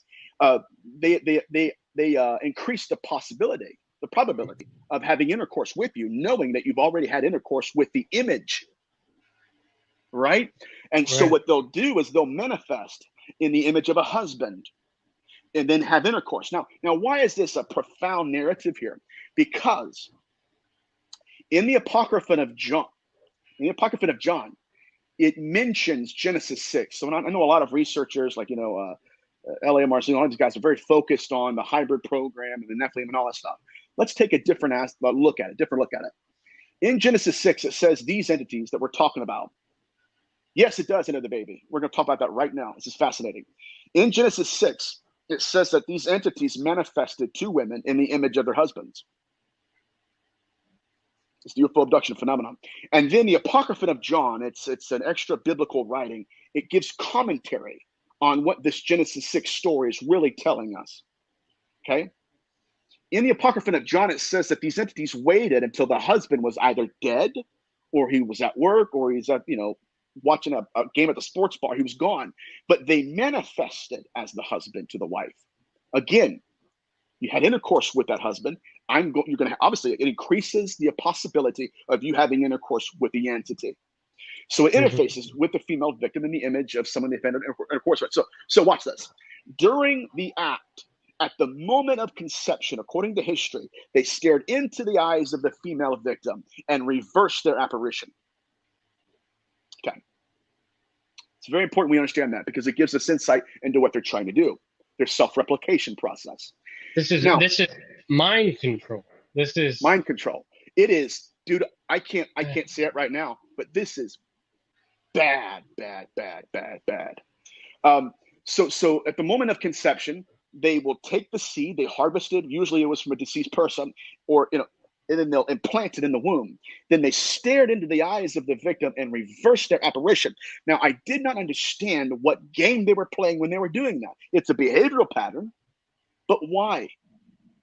Here's why. Because in biblical antiquity, they believed that whatever man the woman was focused upon at the moment of conception, she will birth the material image of as a child. Now, this is why they reverse their image, because if they're playing by that rule, that would mean that they're trying to create a baby that looks like the husband, right? But that's not what they did. They were creating a baby that looked like their apparition. So these, and then they get, then there's okay. Jesus, they step into the skin. In my book, The Skin That Crawls, that's why they were called the Rephaim, deceased ancestors. In my book, The Skin That Crawls, I talk about the hybridization program. It's different than what David Jacobs says. Forget DNA. What they're doing, they're creating children to inhabit. Now, what's important is in Genesis, we have a behavioral pattern of an apocalyptic evil here. We have entities that are living inside the baby. Now they have a skin that looks like their ghost. So they have the software and the hardware together. So that was an interesting thematic element we see throughout history. But again, they see pregnancy as a possession, and they see possession as pregnancy. Huh. You're just blowing my mind here. This is I'm tracking this. This is interesting. Dude, we're screwed. It's uncomfortable. It makes me uncomfortable because it makes sense. Yeah. If we accept all the possibilities, like I said, it's either all real or it's all not. But assuming it's all real, that's fucking wild. And it's terrifying. Okay, dude. So what question did I have here? You're gonna need a beer after this, dude. I could for sure. I don't drink, but I'll definitely. I'm Canadian, so I'll definitely take on something else. So all right, our MVP, Jesus H. Christ. Yeah. With all because we're all over the place. In your opinion, and with you being, a religious background as well, pastor and all these other stuff, and you really understand all of this stuff. Mm-hmm. What is he? Or is he a he? Is it a she? Is it what is the purpose of that character? Okay, so within the Bible, he was unique in the sense that if we're going to look at this is going to blow people's minds. If we look at the theology aspect of it and the oneness of God, when they say that he is the image of the invisible God, right? And then we have that kind of layered template of Jesus being the image, right? He is one because he says, I am my Father. When you've seen me, you've seen my Father. We need to be looking at the way these entities are playing the game. Here's why. Because in Genesis 6, they stepped into their children. They stepped into their offspring. So when you're looking at the offspring, the Son is the Father. The Father is the Son. They're one and the same. Now, what I find fascinating is about Yeshua is it's almost as if Yahweh knew this was happening. And so he decided to do the same thing, right? I'm going to slide into a body. And so when you're looking at the Son, you're also looking in the eyes of the Father who authored him. So it's very interesting. But that's as far as I go to it. But I will say this, that these entities aren't playing by Christianity's rules. So let's get into Nephilim and Anunnaki and Okay. you know, in the Bible, and then let us see. This is the thing too. So I'll give you a quick little bio for myself. I went down this whole I'm going to be a priest path until I was 15 or so, and I started reading the book. And then and then the one thing that got me, the first question that popped in my head is when I read the passage. You know, let us make man in our image, our likeness. And my question is, who is our, and how many more is our? And because everything that we were taught was singular, right? And so all these other parts. So with that and the Nephilim and everything else, where's that all fit? So let's go to the Nephilim aspect of it real quick. Excuse me. We need to realize that Genesis 6 was an inherited list of myths. When I say myths, I'm not saying they're lies. It's what in academia they would call it mythopoeic. Like myths and poetry. That's the way they kept their liturgy and their legends intact, is by making poetry out of them. But the Genesis 6 narrative was not authored by the Hebrews. They got that storyline from ancient Mesopotamia because it was interreligious. Every religion in Mesopotamia saw these entities, experienced these entities. Now we talk about the Anunnaki, right? The Anunnaki and all that stuff and whatever. We'll get into that. But the Anunnaki is also found in Genesis. They were called Anunnakim, but they were a species, a strain of the species that we're talking about. So what were these entities? They were fallen people who died. And for some reason, they wanted to be re-embodied again in this dimension. That's what the whole narrative says. But they were necromancers. They had their own morality. They had the ability to kill and hunt the souls of men. So when we're reading this, we have to go to the different texts in the Bible. One of them is the Ammonites, and the Ammonites encountered these species when they went in to Canaan, and they called them Zamzummim. This is very interesting. Zamzummim. Zamzummim is not a concrete title. It was a description. Zamzu, that word, sounded like the language these entities communicated to each other in. A buzzing, a chattering, a chirping sound. This is also why Yahweh, in Isaiah, I believe, he's talking about necromancy, which is what these entities are. He says, those who consult the necromancer, who chirp and who buzz and who mutter. So that is the story of the Nephilim. But again, we're dealing with the narrative of entities that have died in this dimension, born in that dimension, and then are reborn again in this dimension. They have a preternatural knowledge of the afterlife. They have technology that can pull your soul out of the body, right? But it's very interesting stuff. But that's what the literature says about the Nephilim. Okay. Got a question from our member Angela. Do you think angelics or heavenly hosts are incarnated to counter them? I don't know. I don't think so. Again, guys, we need to realize that we're in a lot of trouble here because they're evolving according to our awareness of them. Yeah, no, I'm tracking the trouble too, and I appreciate her bringing in that because this is what I wanted to wrap it up. Because here's the thing: this is experiencer based. This is investigative. We're learning about the phenomenon. We're trying to understand it. All this stuff makes sense, but it's really fucking scary. So, I know. Is there any possible way or any recommendations that you could provide or for experiencers who are now listening, who have been listening to this, who may listen to this on the replay and be like, holy crap, that's happening to me. I don't want to leave them in this state of fear. I understand that. What kind of let's exercise this demon, if you will, and how do we live with this once we've realized that we may be part of this phenomenon? We need to dispel some myths here. When I started researching this, my dad was like, you shouldn't research that. They'll come for you. That's not how they work. Mm-hmm. They're interreligious.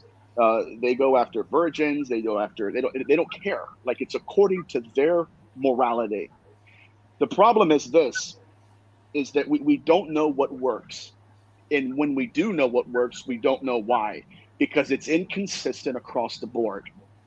Dr. Carla Turner had a lady who was in the middle of an abduction in her room, and she's praying the Lord's Prayer, Our Father who art in heaven, mid-sentence, hallowed be thy, and her eyes roll back in her head, and she's gone. So when I read that, it grieved me because I realized that we do not yet have enough of data sample to say with certainty what does and doesn't work.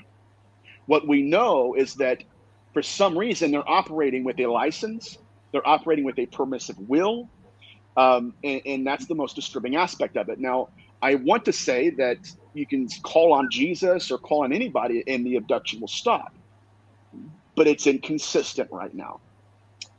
Some people it works. With positive manifestation, affirmations, and praying, like praying is a form of meditation. It's a positive drawing of energy, right? Mm-hmm. Whether you're communicating to someone on the other side, is still creating that positive environment. You pray when you're afraid, you pray when you want something. Everything's positive about praying. Mm-hmm. Is it, if you change your mindset, is that enough to stop this mental hijack? Dude, I want to say yes. I have to tell what the data suggests.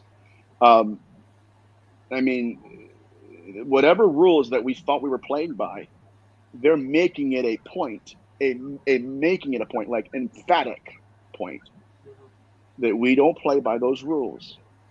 You know, matter of fact, there are people that were being abducted by Jesus.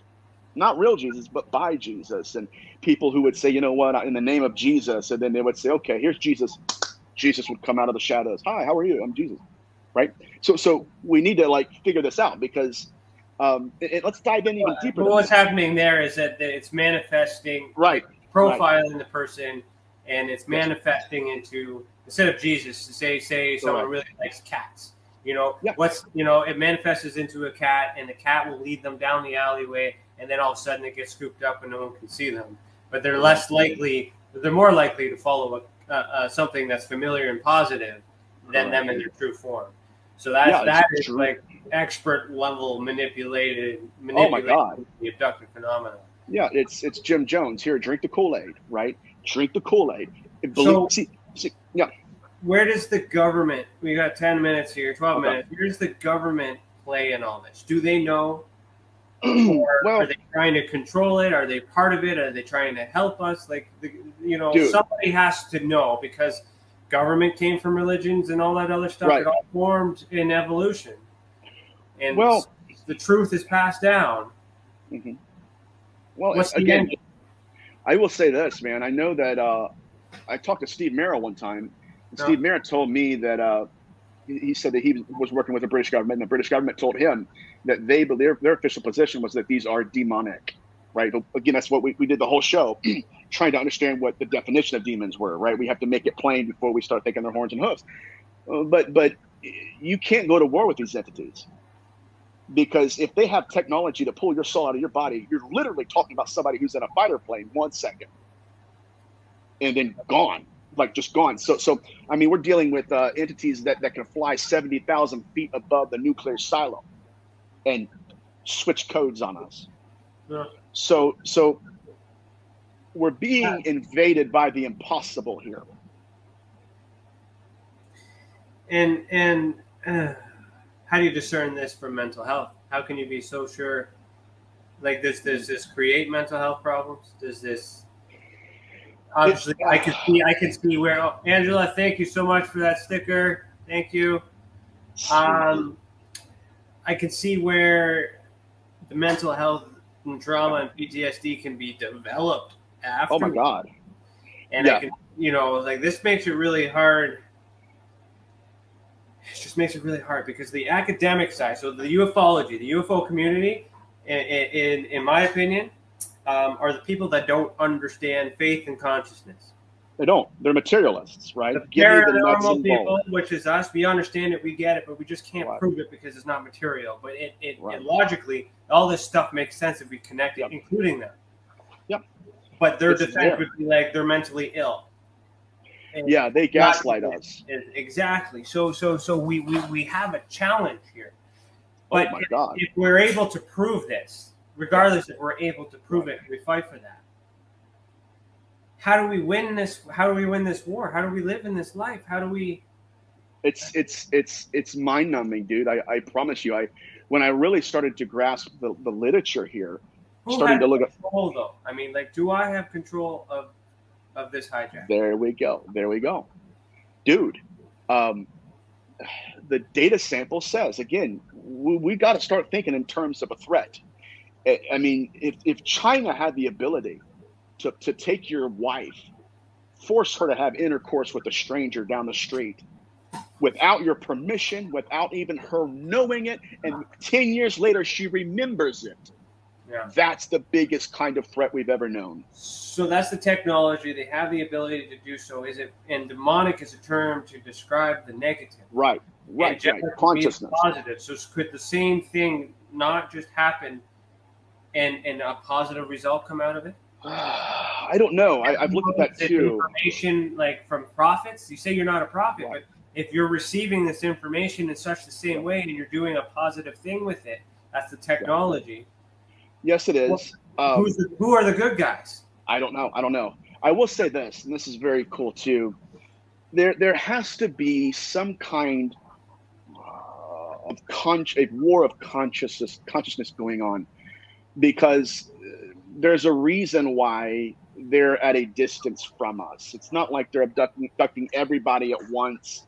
They're plucking people here and there throughout the country and the world.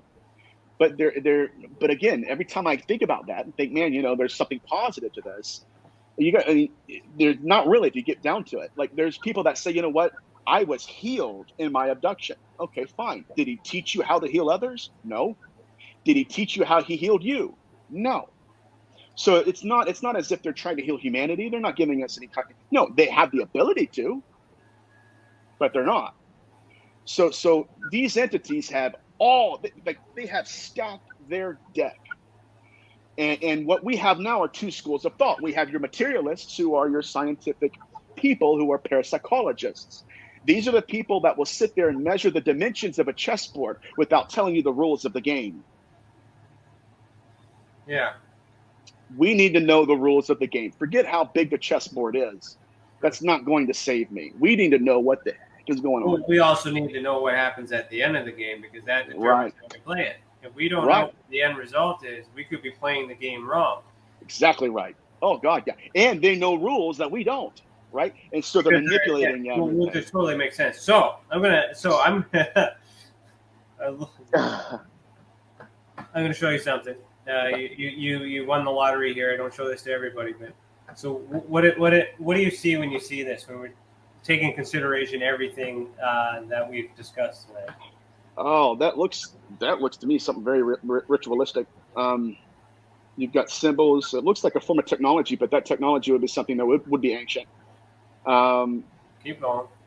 Yeah, it's again, it's dealing with consciousness and the physical. You see any symbols that yes. stand out? Yeah, Star of David. There's a triangle. Yeah, absolutely. We got lightning, electricity. Yeah. So, if we were to, I guess this is a hijack that has happened to me. There's a time and a place where I was gone, and I come back, and I have been given this. I don't know why. I don't know who. And I don't know what I'm supposed to do with it. That's the summary of it. And every time I have an episode and shows with people, I always like to ask people who are on the ultra spectrum, because I feel like this is not meant for me. This is meant for someone. I'm showing this. And it means something. And every time I show it to someone, it always means things. But I'm getting technology. I'm getting sigils. I didn't think of this being a ward or a sigil until tonight when we started talking about it. Yeah, so you have the symbols that are interacting with each other. Some sort of protection, some sort of something. Yeah. The Experiencer Support Association came from that, TESA. This entire part here is actually a seal of Solomon. And then we have the Sumerian symbol of Anu in the middle.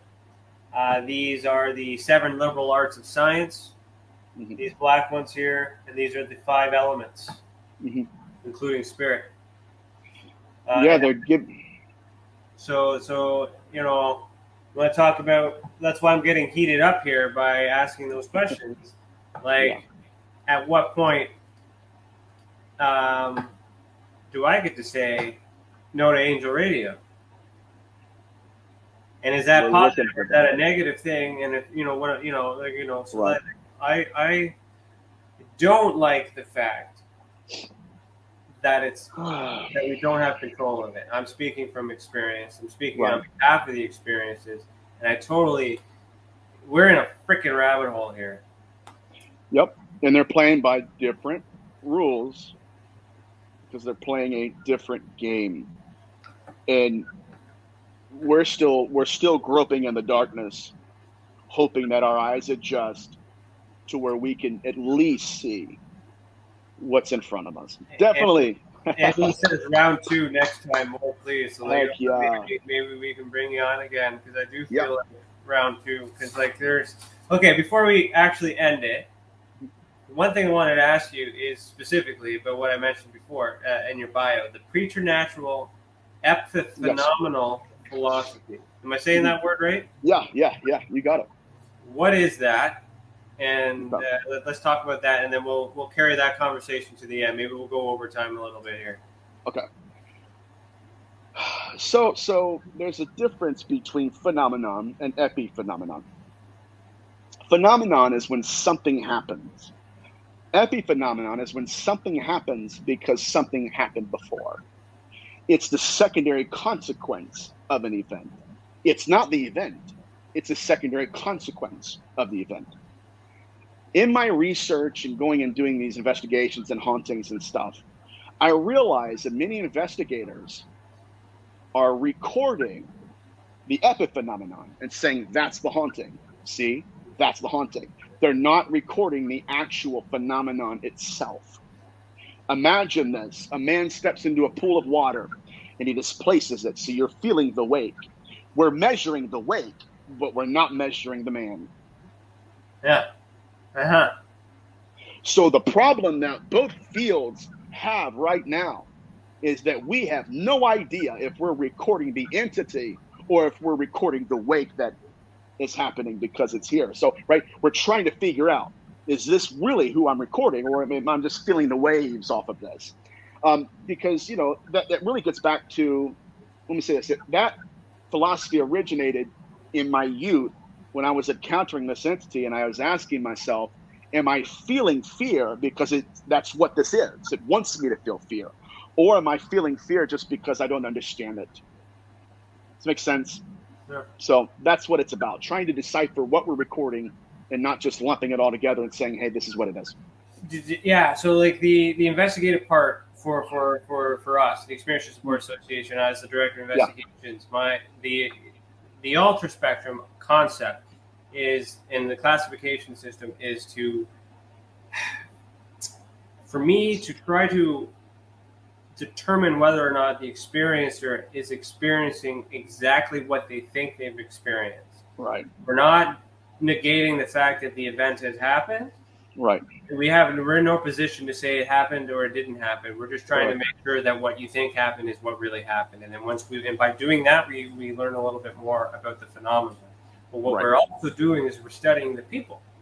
Correct. So when at the beginning of this conversation, I was timelining all your events because I was trying to understand the transition of your life to get to you to where you are now. Because on my research, what I've learned is that ET contact started at a young age. This contact with ET, UFO, but you never mentioned that unless we do some regression. Right. Something happened prior to 8, but I really don't think that 8 to have that full body apparition with the research that I've done. I'm willing to bet that there is something further back that you just don't remember. Correct. There most likely is. Yeah. And it was because what I'm learning is that it starts with contact. As we go on, we have these paranormal experiences we don't understand. Then we develop some sort of psychic ability. Yeah. But when we look at these all weird, we don't realize that they're connected. and we forget about the contact experience. Yeah. Because perhaps it's them, the other sides, the good ones, right, that are activating us or allowing the consciousness to do, for them to go through us, to channel through us. You are being channeled. I am being channeled. There's, that's where this message is coming from, to do good, to counteract the bad. So we're in a bad position, yes, but we are the solution and the purpose of the experience of the research. Once